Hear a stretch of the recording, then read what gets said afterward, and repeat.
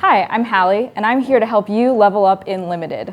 I like to spend my Tuesday evenings here at Card Kingdom with the Lady Planeswalker Society, which is a welcoming, friendly group for Magic players of all genders and skill levels. On the last Tuesday of every month, we have a draft, and we often have players who have never drafted before or have only drafted a couple times. And they always ask me how to get better at drafting. What do you value when you're trying to draft a deck? So I'm here to share some of the suggestions that I give to those players.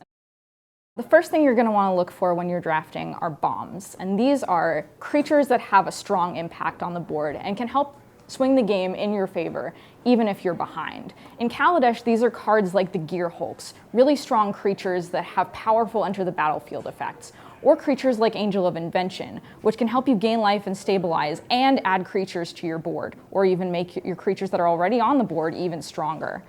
Of course, your opponents are also going to have bombs of their own, so you'll want to have removal to deal with them. These are spells that destroy creatures or make your opponent's creatures a little bit weaker. These are spells like Harness Lightning, Welding Sparks, Revoke Privileges, so you'll want to have a lot of these in your deck. Of course, you'll need plenty of other cards to round out your deck, and you'll want to have something to cast on every turn. When you're drafting, you should be conscious of how many 2, 3, 4, and 5-drop creatures you're choosing for your deck.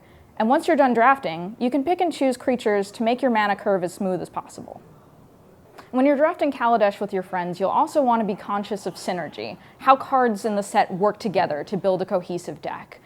As you're making your picks, you may come across a card that steers you in a certain direction, and these are what we call build-around cards. Go this route and you might find your fellow drafters passing up cards that will make your deck even better.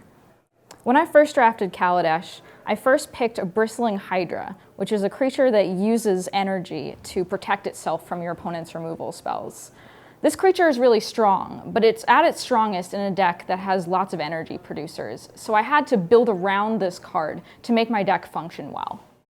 So to recap, when you're drafting Kaladesh, you'll want to look for bombs, cards that get you back in the game when you're behind, removal to deal with your opponent's bombs, a solid mana curve of creatures, and synergies between the creatures you have.